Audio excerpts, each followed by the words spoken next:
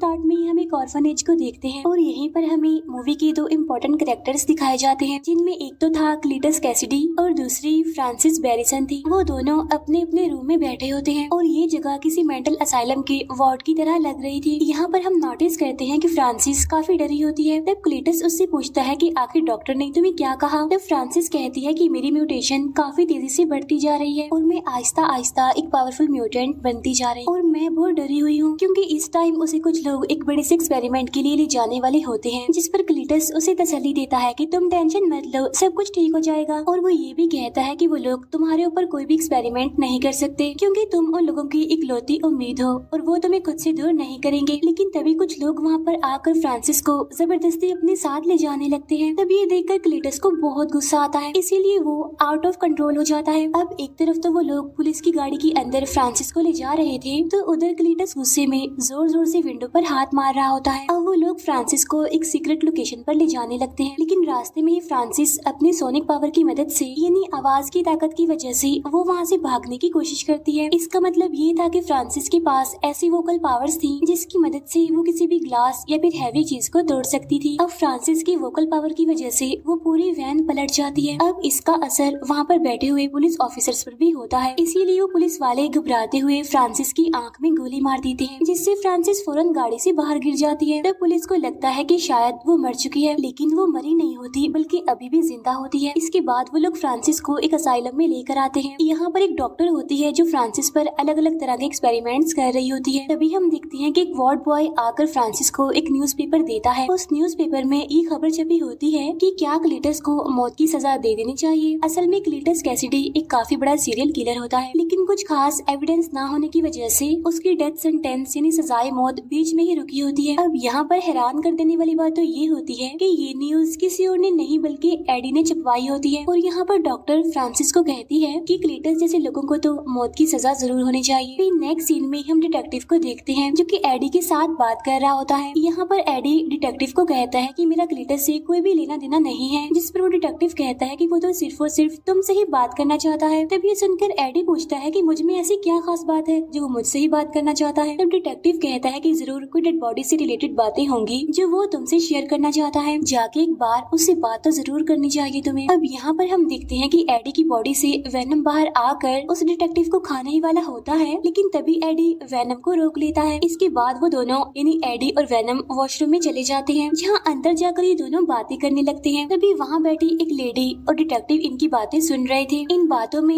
Venom AD को कहता है कि हमें सिटी के अंदर जाकर सिटी को प्रोटेक्ट करना चाहिए और यहाँ पर हम लोग बैठकर सिर्फ और सिर्फ बातें कर रहे हैं। अब यहाँ पर अगर देखा जाए तो वेनम एडी की इंसल्ट कर रहा होता है और साथ साथ उसे चिढ़ाता भी है, जिस पर एडी उसे कहता है कि वेनम तुम्हें मेरी रिस्पेक्ट करनी चाहिए, मैं तुम्हारा होस्ट हूँ, तो कम से कम इस बात की तो इज्जत रख लो। इसके फौरन बाद एडी यानी वेनम क्लीटस से मिलने के लिए एग्री हो जाता है। इसके बाद एडी क्लीटस से मिलने के लिए एक जेल में आता है। अब यहाँ पर उन दोनों के बीच बातें होने लगती है। यहाँ पर एडी क्लीटस से पूछता है कि आखिर तुम्हें मुझसे क्या चाहिए, तुमने मुझे यहाँ पर क्यों बुलवाया है। तब क्लीटस कहता है कि तुम्हें मेरे फैंस के लिए एक न्यूज को प्रिंट करना होगा और इसके बदले में मैं तुम्हें एक एक्सक्लूसिव इंटरव्यू दूंगा और इस इंटरव्यू में मैं तुम्हें अपने सारे सीक्रेट्स बता दूंगा कि आखिर मैंने जितने भी मर्डर्स किए हैं उनके पीछे क्या राज है और वो डेड बॉडीज कहाँ पर हैं। तब एडी उससे पूछता है कि आखिर इस पूरे काम के लिए तुमने मुझे ही क्यों चुना। तब जवाब में क्लीटस उससे कहता है बिकॉज आई लाइक यू। अब यहाँ पर क्लीटस एडी को वही न्यूज प्रिंट करने के लिए कहता है जो फ्रांसिस ने कुछ दिन पहले ही पढ़ी होती है। और जब एडी वहाँ से जाने लगता है तो क्लीटस उसे रोक लेता है और उसका ध्यान दीवार पर बनी कुछ शेप्स पर कर देता है। वहाँ पर कुछ मैसेजेस भी लिखी होती हैं, साथ साथ कुछ कब्रें भी बनी होती हैं, जिसे देखकर एडी वहाँ से आगे निकल जाता है। जाते जाते क्लीटस एडी को कहता है कि प्लीज मुझे भूल मत जाना। और जब एडी बाहर आता है तो वो डिटेक्टिव उससे पूछता है कि आखिर तुम्हें क्लीटस ने क्या कहा, जिस पर एडी सारी बात छुपाते हुए उसे कहता है कि अभी तक उसने मुझे कुछ भी नहीं कहा, लेकिन मेरी इंक्वायरी अभी भी उस पर जारी है। अब वैसे भी इस तरह की चीजों का पता लगवाने के लिए थोड़ा टाइम तो लगता ही है। फिर एडी अपनी बाइक पर बैठकर वहाँ से निकल जाता है। घर आने के बाद वेनम एडी की हेल्प करता है दीवार पर बनी उन सारी डायग्राम्स को डिकोड करने के लिए।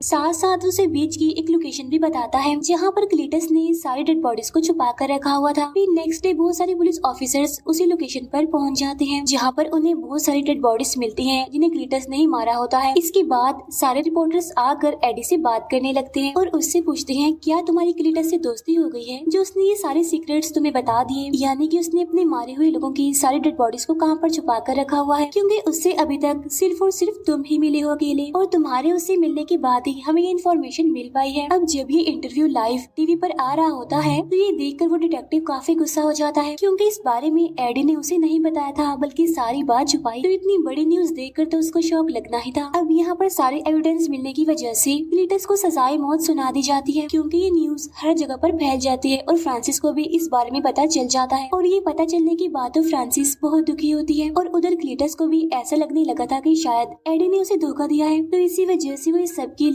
एडी को रिस्पॉन्सिबल कहता है क्योंकि इस न्यूज के छपने की वजह से एडी रातों रात फेमस जो हो जाता है। इसके बाद वेनम एडी को कहता है कि हम मिलकर दुश्मनों का खात्मा करेंगे और वो एडी को ये भी कहता है कि अब मैं मुर्गियां खा खा कर तंग आ चुका हूँ और अब मैं इंसानों को खाने के लिए बेचैन हूँ। तब ये सुनकर एडी उससे कहता है कि हम तो पहले ही क्लीटस के केस में उलझे हुए हैं तो इसीलिए समझदारी इसी में है कि हमें और कोई रिस्क नहीं लेना चाहिए और अगर किसी भी पर्सन की मौत हो गई या फिर कोई गायब हो गया तो FBI का सीधा शक हमारे ऊपर ही होगा, इसीलिए इस टाइम में हम किसी भी मुसीबत को दावत नहीं दे सकते। अब इसी वजह से उन दोनों के बीच बहस होने लगती है और वेनम एडी को बुरा भला कहने लगता है। तब यहाँ पर एडी उसे फिर से कह देता है कि प्लीज मेरी रिस्पेक्ट किया करो। इसके बाद एडी मिलने के लिए एक शॉपकीपर के पास जाता है। इसके बाद वो सीधा एक पोल्ट्री फार्म में जाता है जहाँ पर आते ही वेनम बहुत सारी मुर्गियाँ खाने लगता है। अब खाना खाने के बाद जब भी दोनों वहाँ से जाने ही वाले होते हैं कि तभी रास्ते में गैंगस्टर एक लेडी को परेशान कर रहा होता है और उससे पैसे छीन कर वहाँ से भागने की कोशिश करता है। तब एडी वेनम को इस मसले में ना पड़ने के लिए कहता है लेकिन वेनम एडी की कोई बात नहीं सुनता और वो उस गैंगस्टर को खाने की कोशिश करता है। यहाँ पर एडी वेनम से काफी रिक्वेस्ट भी करता है कि प्लीज ऐसा मत करो, इसीलिए वेनम उस गैंगस्टर को छोड़ देता है और वो दोनों आगे बढ़ जाते हैं। और तभी अचानक से एडी के पास उसके फ्रेंड एन की कॉल आती है और वो एडी को मिलने के लिए बुलवाती है, इसीलिए एडी भी उससे मिलने के लिए एग्री हो जाता है। तब जब वो दोनों मिलते हैं तो यहाँ भी अंदर ही अंदर वेनम एडी से बातें कर रहा होता है। तो ये देखकर एन को भी पता चल जाता है कि एडी अंदर ही अंदर वेनम से बातें कर रहा है। तो इसीलिए एन एडी से पूछती है क्या वेनम अभी भी तुम्हारे साथ ही है, जिस पर एडी कहता है कि नहीं वेनम तो मर चुका है। तभी एन एडी को बताती है कि मेरी एंगेजमेंट हो गई है। तभी देखकर एडी थोड़ा सा इमोशनल हो जाता है और तभी एन एडी से कहती है हे वेनम कैसे हो, और मैं जानती हूँ कि तुम इस टाइम भी एडी के अंदर ही हो तो इसीलिए प्लीज एडी का ख्याल रखना। तभी सुनकर एडी काफी हैरान हो जाता है और अपनी बाइक पर बैठकर अपने घर के लिए जाने लगता है जहाँ पर वेनम एडी को समझाता है कि तुम इन छोटी छोटी बातों पर दुखी नहीं होना चाहिए क्योंकि हम तो बड़े कामों के लिए बने हैं ना। तब एडी उसे कहता है कि तुम्हें किसी से प्यार नहीं हुआ ना, इसीलिए तुम मेरी फीलिंग्स को नहीं समझ सकते। फिर नेक्स्ट डे हम देखते हैं कि वेनम खुद ही अपने लिए खाना बना रहा होता है और यहाँ पर वेनम एडी को एक स्ट्रॉन्ग सा ब्रेकफास्ट लेने के लिए कहता है क्योंकि जब तक एडी नहीं खाएगा तब तक वेनम को भी कुछ नहीं मिलेगा। और तभी हम यहाँ पर देखते हैं कि उनके पास एक लेटर आया होता है और ये लेटर क्लीटस का होता है जिसमें क्लीटस एडी को कह रहा होता है कि तुम्हारी वजह से मुझे मौत की सजा हो रही है। साथ ही साथ क्लीटस उसमें अपने पुराने बुरे कामों में लिखकर बता रहा होता है कि अगर मैं पैदा ही न होता तो मेरी ग्रैंड मदर को कौन मारता, साथ साथ मेरी मदर को बाथ टब में डिबोकर कौन मारता। इसका मतलब ये था कि क्लीटस ने अपनी फैमिली तक को नहीं छोड़ा था। तब क्लीटस ने उसमें ये भी लिखा होता है कि सब कुछ होने के बाद मेरे फादर ने मुझे एक ऑर्फनेज में भेज दिया और वहाँ के बच्चे भी मुझे मारा करते थे, लेकिन फिर मैं वहाँ पर फ्रांसिस से मिला जो कि एक म्यूटेंट थी जिसके पास वोकल पावर्स थी और यहाँ पर हमारी एक अच्छी बॉन्डिंग बनी और हमारी दोस्ती हो गई और फिर देखते ही देखते हम दोनों एक दूसरे को पसंद करने लगे थे। और अब एडी मैं लास्ट टाइम तुमसे मिलना चाहता हूँ, तो इसीलिए एडी भी अब उससे मिलने के लिए एग्री हो जाता है।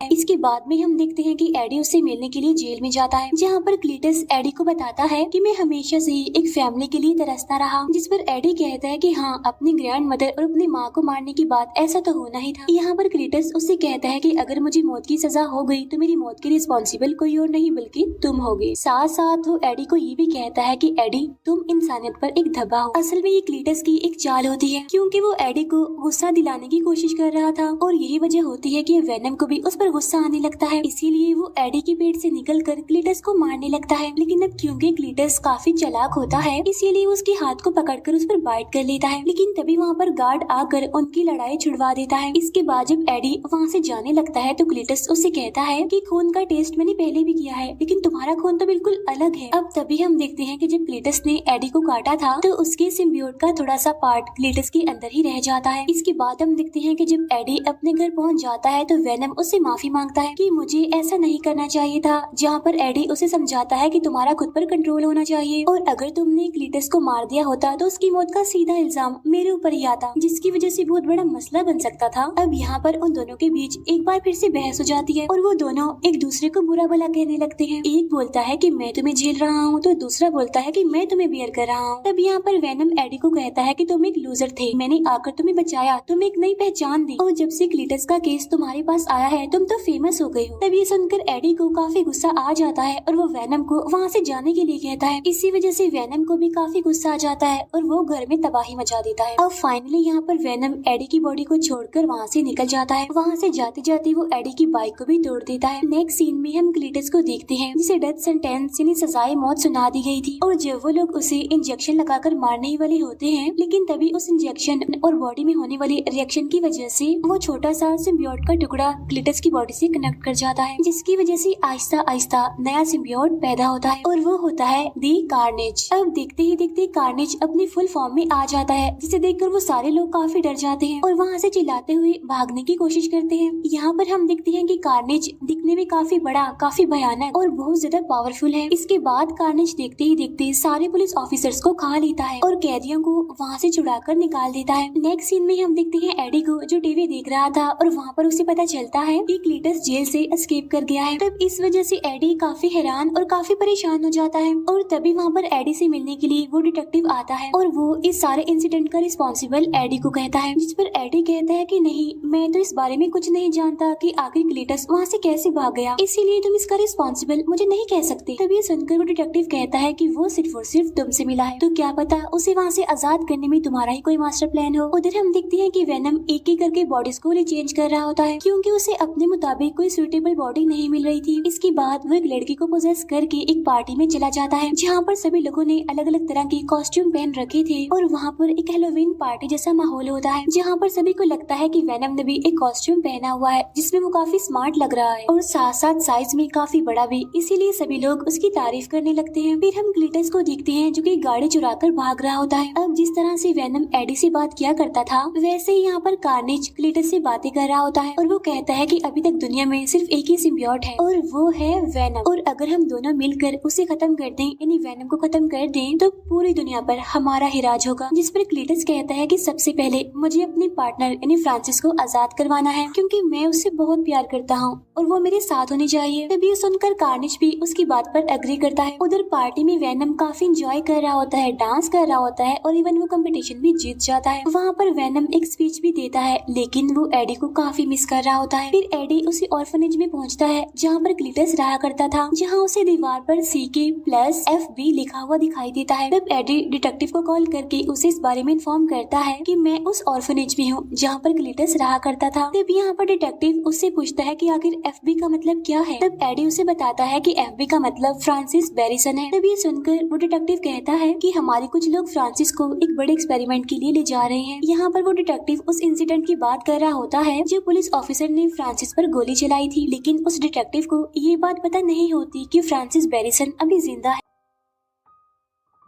उधर क्लीटस एक शॉप में जाकर उसकी ऑनर को मार डालता है, साथ ही वो वहाँ के कंप्यूटर को हैक करके सीक्रेट लोकेशन यानी उस असाइलम का भी पता लगवा लेता है जहाँ पर फ्रांसिस को रखा गया था। अब उस असाइलम में आने के बाद तो सबसे पहले वो वहाँ के डॉक्टर्स को मारता है और फिर वो फ्रांसिस से मिलने के लिए आता है और यहाँ पर ये दोनों एक दूसरे के आमने सामने आकर बहुत खुश होते हैं। यहाँ पर क्लीटस कार्नेज की मुलाकात फ्रांसिस से करवाता है। अब ये तीनों आपस में मिलकर काफी खुश हो रहे होते हैं। इसके बाद ये तीनों ही गाड़ी की मदद से वहाँ से भागने लगते हैं। और अब इनके पीछे पुलिस पड़ चुकी होती है, लेकिन कार्नेज के सामने कौन टिकने वाला था। कार्नेज बाहर आकर सारी पुलिस की गाड़ियों को उठा कर फेंकने लगता है और सभी पुलिस ऑफिसर्स को वो जान से मार डालता है। उधर वेनम एक दूसरी बॉडी में आकर उसी शॉपकीपर के पास आता है, जहाँ पर वो उनसे कुछ खाना और चॉकलेट्स मांगता है, क्योंकि एडी को छोड़ने के बाद वो काफी दिनों से भूखा था। फिर एडी को पुलिस कस्टडी में ले लिया जाता है, क्योंकि पुलिस को लग रहा था कि कल रात जो अटैक हुआ है उसके पीछे एडी का हाथ, क्योंकि एडी के घर के पास उन्हें बहुत सारी डेड बॉडीज भी मिली थी। यहाँ वो डिटेक्टिव एडी को सारी बात सच सच बताने के लिए कहता है। तब एडी कहता है कि जब तक मैं एक फोन कॉल नहीं करता तब तक मैं तुम्हें कुछ भी नहीं बताऊंगा। तो इसके बाद एडी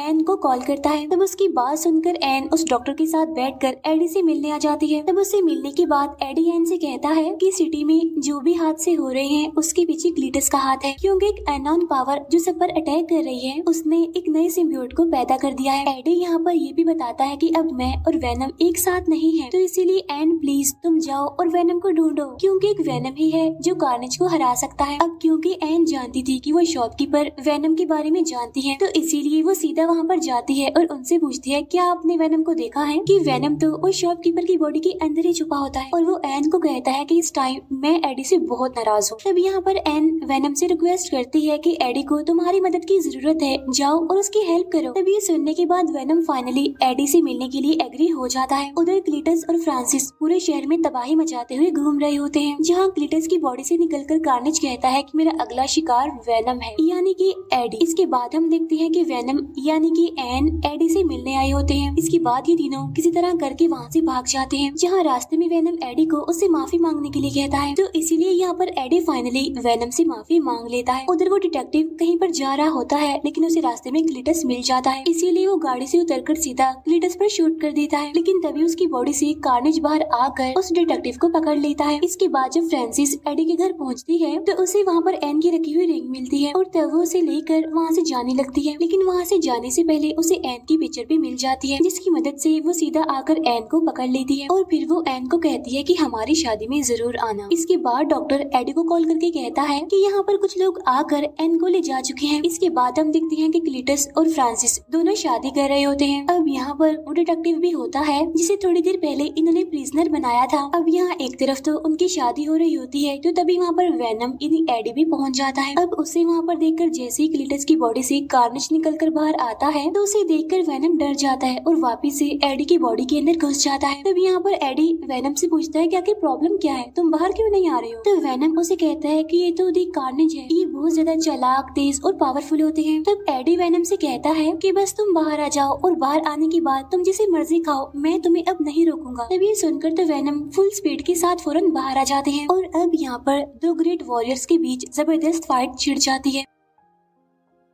दोनों ही आपस में एक दूसरे को हराने की कोशिश करते हैं, साथ साथ एक दूसरे पर हावी होने की भी काफी कोशिश कर रहे होते हैं। लेकिन यहाँ पर कार्नेज वेनम पर भारी पड़ रहा होता है, उसे उठा कर फेंक रहा होता है। अब यहाँ दरमियान में कार्नेज और फ्रांसिस के बीच में बातें भी हो रही होती है, लेकिन अब क्योंकि फ्रांसिस के पास वोकल पावर होती है इसीलिए वो जोर जोर से चिल्ला रही होती है, जिसकी वजह से कार्नेज को कुछ प्रॉब्लम हो रही होती है, क्योंकि हम जानते हैं कि सिम्बियोट और एक्सट्रीम लेवल की हीट सोनिक पावर को बर्दाश्त नहीं कर पाती। तब इसी बात का फायदा उठाकर यहाँ पर डॉक्टर कार्नेज के ऊपर पेट्रोल डालने लगता है और साथ ही साथ वहाँ पर एक काफी बड़ा घंटा भी होता है जो कि बजने लगता है। अब घंटे की आवाज सुनकर दोनों ही सिम्बियोट्स अपने अपने होस्ट की बॉडी से बाहर आने लगते हैं, लेकिन जैसे ही वहाँ पर आवाज आना बंद होती है तो ये दोनों सिम्बियोट्स वापिस से अपने अपने होस्ट की बॉडी में आ जाते हैं। इसके बाद कार्नेज एन को लेकर सीधा एक बिल्डिंग की टॉप पर जाने लगता है, लेकिन अब तक वेनम की बॉडी पर काफी पत्थर गिर चुके होते हैं, इसीलिए वो वहाँ तक पहुँच नहीं पाता और यहीं पर वो एडी को कहता है कि इस बार हम ये जंग नहीं जीत सकेंगे क्योंकि कार्नेज मुझसे बहुत ज्यादा पावरफुल है। इसके बाद कार्नेज फ्रांसिस को भी पकड़ लेता है और उसे अपना मुंह बंद करने के लिए कहता है, क्योंकि उसकी सोनिक पावर कार्नेज को काफी परेशान कर रही थी। अब क्योंकि कार्नेज की पकड़ काफी तेज होती है इसीलिए फ्रांसिस का दम घुटने लगता है, इसीलिए वो वहीं पर गिर जाती है। तब ये देखकर क्लीटस को गुस्सा आ जाता है और वो कार्नेज को अपनी बॉडी से दूर हटने के लिए कहता है, लेकिन अब क्योंकि कार्नेज का पूरा कंट्रोल क्लीटस की बॉडी पर होता है इसीलिए वो उसे खुद से अलग नहीं होने देता। अब ये सारा सीन वेनम भी देख रहा होता है, इसीलिए वो एडी को कहता कहता है कि देखो कार्नेज का कंट्रोल क्लीटस की बॉडी पर नहीं है। तब ये सुनकर एडी कहता है कि हाँ, सिर्फ तुम और मैं ही एक परफेक्ट मैच है और भला हम दोनों के अलावा कोई और परफेक्ट मैच हो सकता है। जिसे सुनकर वेनम को और ज्यादा जोश आ जाता है जीतने का, इसीलिए वो कार्नेज को चैलेंज कर देता है। इसीलिए अब ये दोनों ही काफी ऊंचाई पर पहुंच जाते हैं। अब एक तरफ तो कार्नेज के हाथ में एन होती है तो दूसरी तरफ वेनम के हाथ में एक रॉड होता है जिसे वो सीधा कार्नेज के सर में घुसा देता है, जिसकी वजह से एन सीधा जमीन पर गिरने लगती है। लेकिन बिल्कुल ठीक टाइम पर आकर वेनम उसे बचा लेता है। लेकिन इतनी ही देर में कार्नेज भी वहाँ पर पहुँच जाता है और वो अपनी स्पाइक्स को उसके अंदर घुसा रहा होता है। अब यहाँ दोनों सिम्बियोट्स एक दूसरे से बातें कर रहे होते हैं और कह रहे होते हैं कि हम दोनों में से किसी एक को तो मरना ही है। और यहाँ पर वेनम कार्नेज को इस मूवी का बेस्ट डायलॉग भी मारता है, Venom let there be Carnage. लेकिन तब तक वहाँ पर फ्रांसिस भी जाग जाती है तो इसीलिए वेनम उसे सोनिक साउंड निकालने के लिए कहता है। लेकिन तभी कार्नेज वहाँ पर आकर उसे जोर से धक्का दे देता है और इसी वजह से नीचे गिरते वक्त फ्रांसिस वहाँ पर जोर से चिल्लाने लगती है। तो इसीलिए सोनिक पावर की वजह से वहाँ की सारी दीवारें टूटने लगती हैं और साथ ही इतनी जोरदार आवाज की वजह से दोनों ही सिम्बियोट अपने अपने होस्ट की बॉडी से अलग हो जाते हैं। लेकिन तभी वहाँ पर वो बड़ा सा घंटा नीचे आकर गिरने लगता है, लेकिन उसके नीचे फ्रांसिस लेटी होती है। लेकिन तभी वेनम वहाँ पर एक बार फिर से आकर एडी, एन, उस डॉक्टर और फ्रांसिस को बचा लेता है। यहाँ पर क्लीटस की बॉडी से कार्नेज पूरी तरह से अलग हो चुका था और यहाँ पर कार्नेज दोबारा से आकर क्लीटस की बॉडी से मिलने की कोशिश करता है। लेकिन तब तक वेनम वहाँ पर आकर उसे खा लेता है। इसके बाद वेनम वहाँ पर आकर क्लीटस को पकड़ लेता है। इसके बाद वेनम क्लीटस को भी जान से मार डालता है और इतनी ही देर में वहाँ पर पुलिस भी आ जाती है और फाइनली सारे खतरे भी टल जाते हैं। इसके बाद एडी उस डॉक्टर को कहता है कि तुम एन को अपने साथ ले जाओ। लेकिन यहाँ पर हम देखते हैं कि इस हादसे में वो डिटेक्टिव बच गया होता है। इसके बाद हम देखते हैं कि वेनम और एडी एक किनारे के पास बैठे होते हैं। लेकिन इसके बाद सीन शिफ्ट होकर एक रूम पर आता है जहाँ पर एडी बेड पर सो रहा होता है। तब वेनम उससे पूछता है क्या हम दोनों को एक दूसरे से कुछ सीक्रेट्स छुपाने चाहिए। तब एडी कहता है कि हर चीज का एक पास्ट होता है। तब वेनम उसे कहता है कि मैं तुम्हें कुछ बताना चाहता हूँ, लेकिन अगर मैं तुम्हें बताऊंगा तो तुम्हारा दिमाग फट जाएगा। लेकिन ऐसी बहुत सारी बातें हैं जो मैं जानता हूँ और तुम्हें बताना भी चाहता हूँ, लेकिन वो सारी बातें बहुत ज्यादा कॉम्प्लिकेटेड हैं। तब यहाँ पर एडी को लगता है कि शायद वो अपने सिम्बियोट के बारे में उसे बताएगा। लेकिन तभी वहाँ पर टीवी फ्लिकर करने लगता है और आसपास की सारी चीजें बदलने लगती हैं। अब यहाँ पर एडी को ऐसा लगता है कि शायद ये सब कुछ वेनम कर रहा है। तभी सुनकर वेनम कहता है कि नहीं, ये सारी चीजें मैं खुद नहीं कर रहा हूँ। लेकिन तभी हम देखते हैं कि सामने से एक गोल्डन कलर की लाइट चमकने लगती है। इसके बाद हम देखते हैं कि वेनम स्पाइडरमैन के यूनिवर्स में पहुँच गए हैं। यानी इसका मतलब ये है कि वेनम भी अब स्पाइडरमैन के यूनिवर्स का हिस्सा बन गए हैं। अब इसी सस्पेंस के साथ ये मूवी यहीं पर एंड हो जाती है।